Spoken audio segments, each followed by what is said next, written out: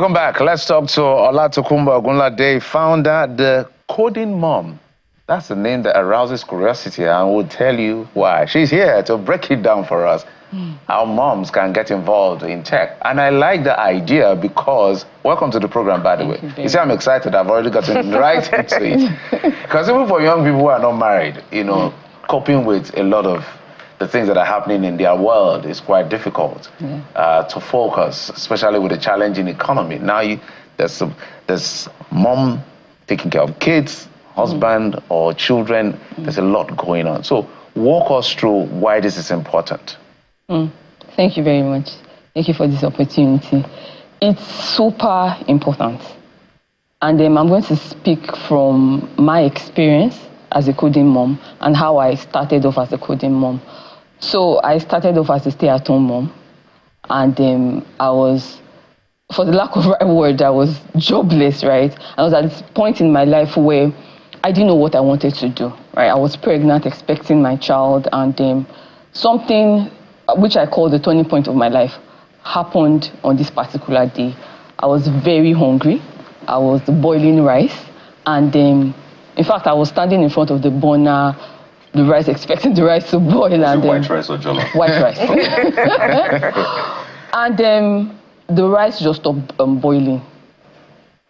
That meant that gas had finished. And then I just came to the realization, what is going on here, right? This is food I'm expecting to eat. It's not cooking. I just looked at that and there was no gas. I just broke down crying. Because it was this realization that I was at this point in my life and there was nothing I could do about it except to call my husband to send me money. I didn't have a dime tied to my name, nothing at all. And at that point, I said, no, this can't be me. I'm expecting a child, and if this is how I'm going to bring this child into this step, then what if something happens to my husband? That was the turning point of my life. And I just picked up my phone and I started, how can a woman make money in Nigeria? Guess what? The first response Google threw back at me was, learn a skill in software engineering, software development. I was like, wow. Guess what? Yes, I read computer science in school, but I might as well read Yoruba engineering because I failed woefully at it. Honestly, I graduated with a first class. And this was after 10 years in school. I kept having carryovers, I kept having extra years. And I always like to say this part of my story because look at me now. I lead the DevSecOps team at Woefully Tech, and I'm doing extremely well at it. Anyway, back to my story. And I said, wow, how will I go back to what I failed miserably at and, you know, start a career in it? But that was just what I did. I took up courage and I started looking for how to learn how to code. I saw a couple of platforms, which I followed was Codecademy. I started learning how to code in Python. To cut the long story short, 9 months after I got my break in tech, which was an internship role at a Venture Garden Group, and that was how my journey started. And in the course of that journey, I mean, it has been amazing. This is 2018. That was when my journey started. I realized that most of the time I'm the only one in the room. It's either I'm the only lady, or I'm the only mother, or I'm the only black woman, right? And it just roused that anger again, that no, this can't be only me. There was a time that I was dealing with an infection my daughter had, a lung infection, and I had a very massive deliverable at work, and I was battling between two. Thankfully, I had an amazing line manager, a man, that really believed in me and always, you know, pushed me for success. And I told him that I can't deliver at this point. I have to take my daughter to the hospital and I have to be with her. And he supported me. Then again, I was like, what if I didn't have an understanding manager? I'll probably have to drop this job because of a very valid reason, which is to go take care of my daughter. Then I thought of this. Even if I can't be there for everybody, I could be there for a couple of people. That was how the Coding Mom movement started. In fact, it was from my daughter's illness.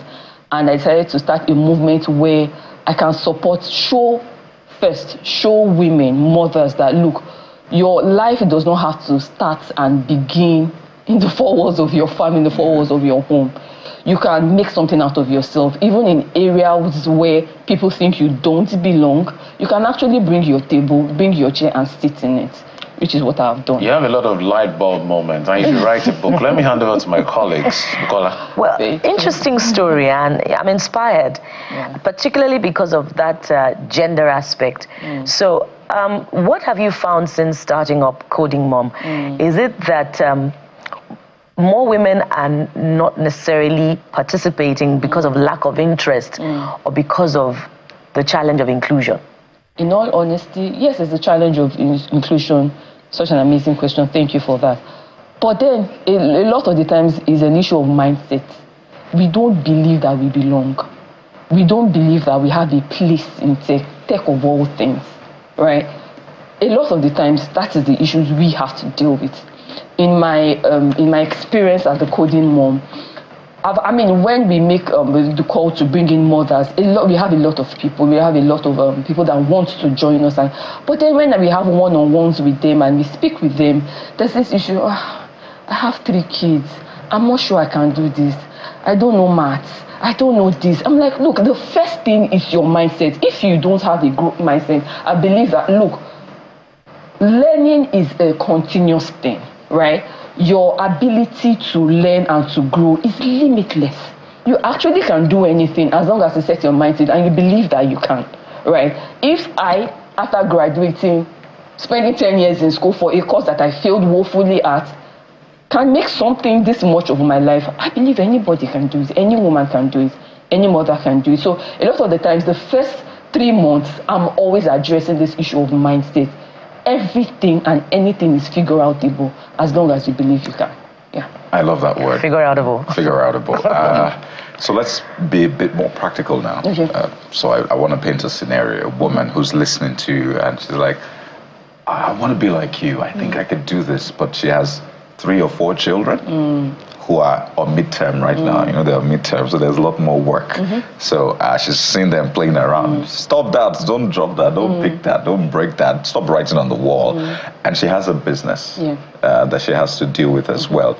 And she has the home front to take care of. And you're painting this beautiful picture to her. She's like, how can I possibly achieve that? If not the children, my business. If not the business, the home. If not the home, some other needs. So where can she start from right now? Amazing. Thank you very much. Start from where you are.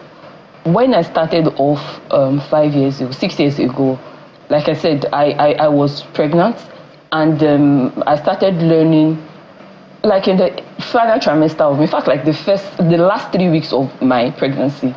So I had a break. Immediately I had my child and I immediately went back to it. This was my strategy. My daughter will play throughout the day, right?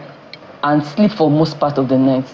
Every time my daughter slept, I sacrificed 2 hours every night for 4 months, every night, learning how to code in Python. Consistently. That's despite being denied sleep as a result of being a first mom.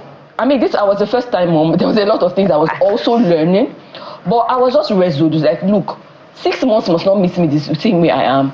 Then again, she was, and she still is my inspiration. I'm like, what do I want to kind of pattern for her? What do I want her to see? I want her to see a strong, resolute, and a committed mother. I always keep my promises to myself. I might promise you heaven and earth, and I might not deliver as much as I want to. But when it comes to me, I always keep my promises. I say I'm going to wake up every night, between 12 a.m. and 1 p.m. and deliver on this. I will do it. Because I want to show and prove to them. Every time I do this, I build confidence in myself. I show that I'm able to do this, and every woman is able to do this. So in practical things, yes, we are very busy, but we also have windows of rest. Right? Maximize those, even if it's 30 minutes, 1 hour. I always tell the women of the Coding Mom, commit, and this is the promise we make to ourselves. Commit to 1 hour of coding every day, come rain, come shine. Same place, same time, doing what you have promised yourself you are going to do. Like create a routine. Yeah, create a routine, schedule it. Have an accountability person that will call you at that time. And babe, you said you were going to be doing this at this time. What's up, right? And we follow through on these promises. You will, we tend to underestimate how compounding these things over time, the effects it will have over our lives, over a period of time. Let me ask you as a follow-up, is life fair to women? That's a very interesting question. I always try to, and this is not a diplomatic answer, right, response, but in all honesty, I don't pay too much attention to my environment. I don't pay too much attention to what people feel, what people think, what they like. That's not important to me. What do I think? What do I want? How do I achieve? And I realized over time, the universe bends to my will. Say that again, please. I've realized that as long as I believe in myself and I believe in that I'm trying to achieve, the universe will bend to my will. Okay, that's powerful. So let's as we begin to wind down. Your story is inspiring, which is why I'm literally advocating that you write a book, so that people can get to read your mind and understand your journey, because you have pointers across your work in life. It's just that they don't ask people how old you are, so that if you say that, they can also contextualize that. So, which is quite easy in terms of coding, for instance. If a mom wants to start coding, like the picture my colleague has painted, which are the languages or whatever it is that they can, because it can be intimidating when they hear Python, SQL. It sounds like, oh boy, they just block out. So, if I get your question correctly, are you saying which is like where do they start from? Where do they start from? Interesting. In terms of the language you want to use to code? Yeah. So it depends. You don't necessarily have to code, right? So there are different career paths. There are those career paths that require you learning how to code. There are some of them that don't require, and there are no code routes too, right? Which are career paths that you don't necessarily need to learn how to code, but you can apply coding principles to achieve, like build applications and all that. I won't necessarily say which is the easiest route, because everything is actually has some level of challenges attached to it. Even being a mom is very challenging, right? But this is what I will say. What do you want to achieve? What do you want? And this is what I ask the women that comes to the Coding Mom community. So a lot of the time, they don't even know. So we have different tests, personality tests, we have different articles we make them go through, right, to see the different areas in tech that they can apply themselves to. And then again, failure is not what's that right word? It's not something you just say, yeah, I'm a failure. No. It's not what's that word, like a verb, or it's not you. Abstract, a failure is a thing, yes, it's real and all that, and that's very valuable. But then it's just an event. Move on from it. So if you are learning, for example, how to code in Python, and you are not really getting it, what I tell you, give yourself 3 weeks. If this thing is not really gelling with you, move on from it. Let's go on to the next thing. In my career, I've pivoted from different career paths in tech, right? And I keep moving on, I keep growing, right? I started off as a front-end engineer. From Python, I moved to front-end engineer, and now I'm into DevSecOps. And I lead the team currently. So what I'm saying is, start somewhere, anyway. Okay. Yeah. That's a good one. Thank you so much. There are so many things we want to ask you about. For want of time, Olatokunbo Ogolade, founder the Coding Mom. Great work you do, and write that book. Thank you. Write that book. Thank you for coming on the program. We appreciate it. Thank you. All right, we'll take just a very quick break, and we'll be right back in just a moment. Stay with us.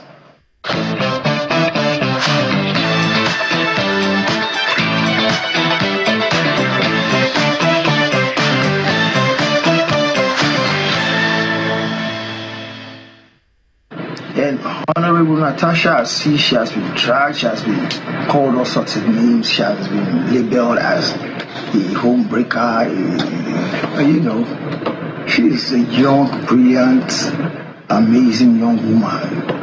You understand what I'm saying? And she had nothing to do with, what's happening between me and Annie in our marriage.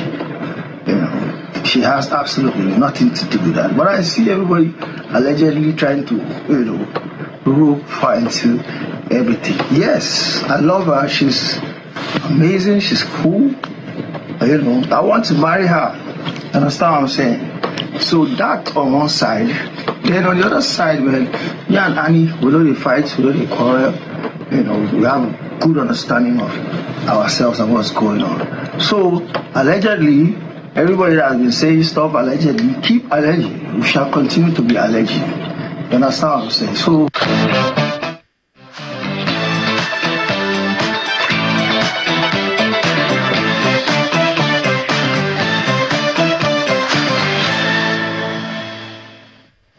Welcome back. What are you thinking? Is what we're thinking, or what exactly is going on? Two-Face Idibia, giving that interview, or is it a video he did? It's a video. His appearance, he had an appearance the other day at the Edo State House of Assembly, so people were curious as to what exactly is going on. So now this we know. is a follow-up. Now we know what is going on. Well, what exactly is known is very debatable right now. A lot of things about that video. So it came up while men slept. So that video was dropped and then withdrawn, but a lot of people caught it before it was withdrawn. Two-Face has a flag. Right behind That was him. a flag, allegedly. I don't think I've heard allegedly said as many times in a very short period as in that video. There is a part to chuckle about. There is a part that just tells you, wait, this is their business. This is just people doing their private thing. But what was major in that video was where he said, I love her. And I'm going to marry her. to marry her. That's talking So about you the heard lawmaker in that question. clearly. Yeah. Now, the lawmaker in question, whom we've spoken to on the show, by the way, and that was last year. It wasn't about this. Honorable Natasha Osawaru, who was a granddaughter of a former governor of Edo State. She's a lawmaker in the Edo State House of Assembly. So it looks like the plot thickens. But he's essentially saying, everybody keep alleging, but I love her. I want to marry her. Well, Interesting times ahead. I have just one line. It must be a very difficult time for the Idibias right now, so our prayers are with them. Well, we'll just allow it to play out itself. It's their story. Our job is to report whatever is going on. It's a challenging thing. It's a family issue. So sometimes it's quite difficult. Just that the personality involved is a popular person. So that's why it's a public conversation. But we'll allow it. Is it fester now or evolve? And then we'll get to know what exactly is playing out here. But he said what he said. He has defended it with his chest. We'll find out exactly what it means. Thank you so much for your time and company. I'm Jeffrey Uzama. Bye-bye. We're back again tomorrow. Thank you so much. Remember, the universe can bend to your will. I am Bukola Koka. Sunrise Daily is next. I'm Kaido Kikelu. Goodbye.